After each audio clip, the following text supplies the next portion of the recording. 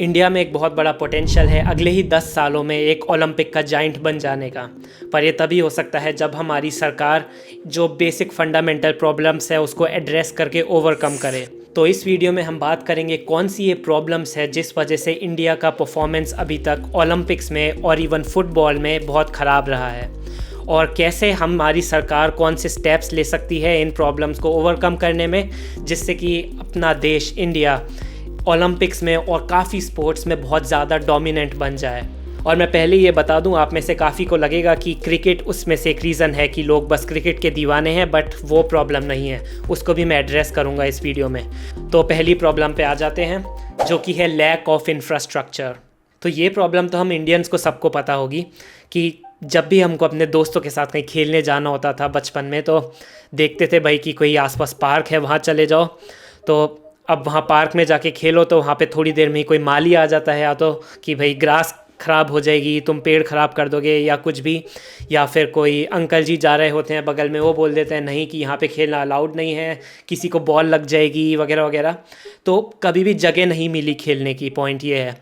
तो ये प्रॉब्लम सब जानते हैं और ये बहुत बड़ी प्रॉब्लम है, क्योंकि बचपन में अगर तुम बच्चों को खेलने नहीं दोगे तो फिर उनका एक्सप्लोरेशन ही नहीं हो पाएगा टैलेंट का। जो थोड़ी बहुत जगह होती थी सिटी में जहाँ पे जाके खेल सकते थे, वो बहुत ज़्यादा ओवर क्राउडेड होती थी क्योंकि वो इतनी कम होती थी। बाहर के देशों में ऐसा नहीं है। लाइक मैं जर्मनी में रहता हूँ, यहाँ पे आपको हर थोड़ी थोड़ी जगह पे रैंडमली सिटी में स्प्रेड आउट ऐसे फील्ड्स दिख जाएंगे जहाँ पे लोग फुटबॉल खेल सकते हैं, बास्केटबॉल, स्केट बोर्डिंग के वो प्लेग्राउंड्स बने हुए हैं। तो इन चीज़ों की कमी ही नहीं है। मतलब किसी को भी कहीं पे भी जाके खेलना हो तो इनफ ऑप्शंस अवेलेबल है। तो इससे बहुत बड़ा डिफरेंस रहता है, क्योंकि अगर बच्चे बचपन में ही खेल रहे हैं तो उनका इंटरेस्ट भी जागेगा और उनको अपने टैलेंट भी समझ में आएंगे कि कौन से स्पोर्ट में उनका टैलेंट है। और ये लैक ऑफ इंफ्रास्ट्रक्चर की प्रॉब्लम सिर्फ बच्चों के लिए नहीं है, जो कि प्रोफेशनल एथलीट्स हो जाते हैं या फिर जो कि ट्रेन कर रहे हैं, उनको भी ये प्रॉब्लम देखनी पड़ती है। लाइक मैं अपना एग्जांपल दे सकता हूँ। मैं एग्जैक्ट प्रोफेशनल तो नहीं कह सकता, बट मैं स्कूल टाइम पे स्विमर हुआ करता था। लाइक मैं कॉम्पिटिशन्स वगैरह में जाऊँगा, दिन के 5-5, 6-6 घंटे ट्रेन भी करूँगा पूरी गर्मियों में। बट द थिंग इज़, जैसे ही सर्दियाँ आई वैसे ही पूल हमारा यूज़ नहीं हो सकता था, बिकॉज पानी ठंडा हो गया। तो हमको तब हमारे पास ऑल वेदर पूल अवेलेबल ही नहीं था। तो अगर तुमको 5 महीने हर साल एक गैप लेना पड़ रहा है तो ऑफ कोर्स तुम कहीं पे भी कॉम्पिटिटिव लेवल में स्टैंड नहीं कर पाओगे। और उसके अलावा हमारे पास कोई ऐसे जिम इक्विपमेंट्स नहीं होते थे या कोई मशीन्स जिसकी वजह से हम स्ट्रेंथ ट्रेनिंग या कुछ कर पाएँ। तो हमारे पास जो भी कुछ होता था, हम पुशअप मारते थे, सीढ़ियाँ ऊपर नीचे भाग लो, यही सब होता था। और इस सब से बहुत फ़र्क पड़ता है कि कौन सी टेक्नोलॉजी आपके पास है। क्योंकि अगर तुम बाहर किसी एक कंट्री का ले लो जिसके पास अच्छी कोचिंग है, अच्छी टेक्नोलॉजी है, तो अगर सेम अमाउंट ऑफ टाइम दे रहा है और सेम एफर्ट भी दे रहा है तो उसकी टाइमिंग्स और परफॉर्मेंस बहुत बेटर होगी एज़ कम्पेयर टू जिसको ये सारी ऑप्शंस और फैसिलिटीज़ नहीं मिली। तो ये एक बहुत बड़ा कारण रहा है जिस वजह से अभी तक अपना देश हाई लेवल पे परफॉर्म नहीं कर पाया है इन मैनी स्पोर्ट्स। और ये चीज़ चेंज हो सकती है, और मैंने सुना भी है कि काफ़ी सारी नई चीज़ें और फैसिलिटीज़ बन रही है ऐसे स्पोर्ट्स को सपोर्ट करने के लिए, और बहुत सारे स्टेडियम्स वगैरह बन रहे हैं। तो दैट्स रियली गुड। और ऑल्सो इंडिया 2036 के ओलंपिक्स के लिए बिड कर रहा है। अगर वो अपने को मिल जाता है तो वो भी बहुत पॉजिटिव होगा, क्योंकि आपको नया इंफ्रास्ट्रक्चर बनाना पड़ता है उसके लिए, और पूरे देश में एक बार के लिए उसकी इकोनॉमी स्टार्ट होती है, उसका इनिशिएटिव आता है। तो दैट्स अ पॉइंट जो कि बहुत फास्ट इम्प्रूव हो सकता है। तो अब अगली प्रॉब्लम पे आ जाते हैं, जो कि है कि अपने देश में एक स्पोर्ट कल्चर ही नहीं है जिस लेवल का होना चाहिए। बच्चों को बचपन से ये एनकरेज और मोटिवेट ही नहीं किया जाता कि वो किसी स्पोर्ट को एकदम डेडिकेशन के साथ परस्यू करें। और वो अंडरस्टैंडेबल भी है, बिकॉज अपने देश में अपने को पता है कि स्ट्रगल है बहुत ज़्यादा, कि अगर तुम किसी ढंग की नौकरी में नहीं हो या फिर तुम्हारा कोई अच्छा जुगाड़ नहीं है तो फिर तुम्हारा सस्टेनेंस भी कुछ पक्का नहीं है। तो लोग चाहते हैं थोड़ी एक लेवल की सिक्योरिटी पाना, तो इसीलिए स्पोर्ट को बहुत जल्दी इग्नोर किया जाता है, क्योंकि उसमें पक्का नहीं है कि कुछ सस्टेनेंस मिलेगा। क्रिकेट में मिलता है काफ़ी लोगों को जो कि एक सर्टेन लेवल पे पहुंच जाते हैं, बट उसके अलावा किसी को बाकी स्पोर्ट्स में सस्टेनेंस नहीं है।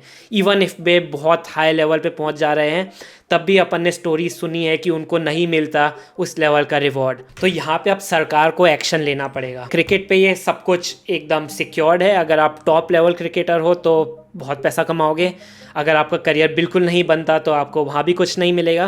पर काफ़ी लोगों का क्लेम ये रहेगा कि अपने देश में बाकी स्पोर्ट्स की हालत इसलिए ख़राब है क्योंकि क्रिकेट पे बहुत ज़्यादा अटेंशन है और लोग सिर्फ क्रिकेट देखना चाहते हैं, जो कि काइंड ऑफ सच है। बट ये बात हर कंट्री में है। लाइक तुम यूरोप में भी चले जाओगे तो हर कोई फुटबॉल देख रहा है या कुछ लोग टेनिस देख रहे हैं, बाकी सारे जो स्पोर्ट हैं उसको कोई नहीं देख रहा। लाइक कोई रोज़ बैठ के ये नहीं देख रहा कि शूटिंग में कौन जीता या फिर रेसलिंग। इन स्पोर्ट्स में इन जनरल आम जनता का इंटरेस्ट नहीं होता क्योंकि एंटरटेनमेंट वैल्यू नहीं मिल रहा है इससे। जब तुम फुटबॉल देखते हो तो तुमको मज़ा आता है, 90 मिनट बहुत इंटरेस्टिंग है। वैसे ही क्रिकेट में मज़ा आता है लोगों को। टेनिस हो गया, बास्केटबॉल हो गया, बेसबॉल हो गया, तो इसमें लोगों का नेचुरली इंटरेस्ट है, तो उससे आपको क्राउड से भी पैसा आता है। पर काफ़ी सारे स्पोर्ट ऐसे हो गए जो कि ओलंपिक में होते हैं जिसका क्राउड इंटरेस्ट इतना ज़्यादा नहीं है, तो नेचुरली वो रेवेन्यू जनरेट नहीं कर पाते। तो उन स्पोर्ट्स में ये ज़रूरी है कि गवर्नमेंट तब भी इन्वेस्टमेंट डालती रहे, बिकॉज उससे ही आपके देश का ओवरऑल स्पोर्ट आगे बढ़ेगा और आपकी कंट्री के जो लोग होंगे वो भी एनकरेज होंगे मोर एंड मोर स्पोर्ट खेलने के लिए। और ये सिर्फ ओलंपिक्स तक सीमित नहीं है। Like football of course is a part, because अगर ये जो स्टेप्स हैं अपन फिक्स कर रहे हैं तो इसका डायरेक्ट इम्पैक्ट फुटबॉल पे भी पड़ेगा, जो कि बहुत इंपॉर्टेंट है अपनी देश के सॉफ्ट पावर को बढ़ाने के लिए। और उसके अलावा अपनी कंट्री को world capital of heart diseases भी कहा जाता है, क्योंकि एडल्ट्स में भी हैबिट ही नहीं है कि कोई स्पोर्ट या कोई रेगुलर एक्टिविटी परस्यू करें। तो वो सब कुछ चेंज होना चाहिए और वो भी बचपन से एकदम, क्योंकि स्कूल में भी हमारे नहीं है स्पोर्ट कल्चर। स्कूल में हफ्ते में एक स्पोर्ट का पीरियड होगा जो कि 40 मिनट का होता है, उसमें भी 10 मिनट पहुंचने में लग जाएंगे। उसके अलावा जो स्पोर्ट की टीचर होगी वो पहले आपके बाल वाल चेक करेगी, बाल बड़े हैं या फिर नाखून बड़े हैं तो आपको खेलने नहीं मिलेगा, क्योंकि उन स्पोर्ट्स टीचर्स को भी अटेंशन चाहिए ऑफ कोर्स। और सिखाना हमें आता है नहीं तो अपनी अथॉरिटी कहाँ पे दिखाएं, ऐसी चीज़ों में दिखा देते हैं। तो टू द पॉइंट बात यह है कि अपनी कंट्री में स्पोर्ट का कल्चर नहीं है। नॉट सिर्फ स्कूल्स में या फिर बच्चों में, इवन एडल्ट्स में भी ये हैबिट नहीं है कि किसी भी रेगुलर फिजिकल एक्टिविटी या फिर स्पोर्ट को रेगुलरली परस्यू करें। द थर्ड पॉइंट वो है lack of scientific knowledge and technical support. तो सिर्फ हमारे पास इंफ्रास्ट्रक्चर की ही कमी नहीं है, बल्कि नो हाउ जो होता है स्पोर्ट का, उसकी टेक्निकल नॉलेज वो भी काफ़ी सारी स्पोर्ट्स में हमारे पास लैकिंग है। क्योंकि कोई भी स्पोर्ट जो होता है वो बहुत जल्दी इवॉल्व करता है, उसमें नई नई टेक्निक्स और टेक्नोलॉजी आती रहती है। तो ये ज़रूरी है कि जो कोचेज़ हों वो भी एकदम लेटेस्ट जो स्पोर्ट्स में चल रहा है उससे अवेयर रहें। तो उसके लिए पहले जो एक बार सरकार को और स्पोर्ट्स अथॉरिटीज़ को करना पड़ेगा, बाहर से कोचेस इंपोर्ट करो, क्योंकि अभी नहीं है अपने पास ये टेक्निकल नो हाउ, और अपन वो डेवलप करके उन देशों तक पहुँचेंगे जो कि अपने से सालों आगे हैं, उसमें बहुत टाइम लग जाएगा। तो बेस्ट यही हो सकता है कि जो हाई क्वालिटी कोचेस हैं उनको बुलाओ यहाँ पे, बहुत पैसा दो, और ये जब नो हाउ इम्पोर्ट होगा तो उससे ऑल ओवर अपने स्पोर्ट्स का लेवल बढ़ेगा। क्योंकि काफ़ी सारे स्पोर्ट्स तो अपने ऐसे हो गए जो कि अपन बहुत डेकेड से खेलते आ रहे हैं, क्रिकेट, हॉकी, बैडमिंटन हो गया आजकल।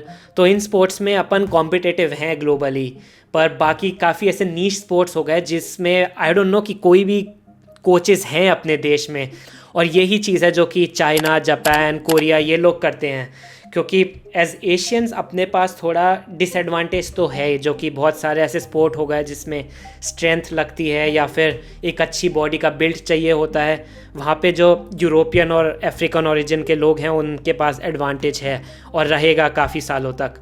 तो इसीलिए जैसे चाइना है, उनके ज़्यादातर मेडल्स इसी फील्ड में रहते हैं कि टेबल टेनिस हो गया या फिर इस तरह के नीश स्पोर्ट्स हो गए, या फिर जिन स्पोर्ट्स में आपको बहुत ज़्यादा बॉडी का बिल्ड नहीं चाहिए तो अपने को भी देखना चाहिए। लाइक ऑफ कोर्स जो बाकी मेन स्ट्रीम स्पोर्ट्स हो गए उसमें भी पैसा डालो, but in niche ground level sports को भी इग्नोर मत करो, उसको भी प्रमोट करो। सो इन शॉर्ट हमको एक्सपर्टीज़ बाहर से इम्पोर्ट करनी पड़ेगी, और आई थिंक ये काफ़ी लेवल तक हो भी रहा है। अपना जो हॉकी कोच है अभी, वो आई थिंक कहीं बाहर के हैं, और अपने क्रिकेट कोचेस भी इन पास्ट बाहर के रहे हैं, एंड आई डोंट नो बाकी कौन से स्पोर्ट्स में अभी तक हैं। बट ये जो भी है ये बढ़ाना पड़ेगा और ज़्यादा वाइड स्प्रेड करना पड़ेगा ताकि ऑल ओवर कंट्री में जो स्पोर्ट का लेवल है वो इंक्रीज़ हो। तो अब फाइनल पॉइंट पे आ जाते हैं, जो कि है lack of direct investment in general. और ये भी बहुत ज़रूरी है क्योंकि जैसे पहले बात हुई, हर किसी को फाइनेंशियली सिक्योर तो होना ही है।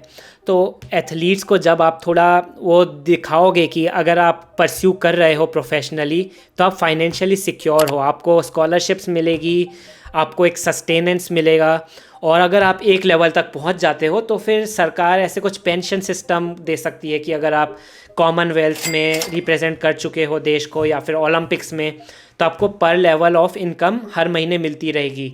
और एक जो सरकार का रहता है कि आप उनको नौकरी दी जाती है, वो आई डोंट नो कितना वैलिड है, बिकॉज वो इतनी high quality I don't think होती है इन द लॉन्ग रन। तो किसी ना किसी तरीके से एथलीट्स की overall lifestyle and sustenance better करनी पड़ेगी, and even after they retired उनके पास इनफ पैसा होना चाहिए।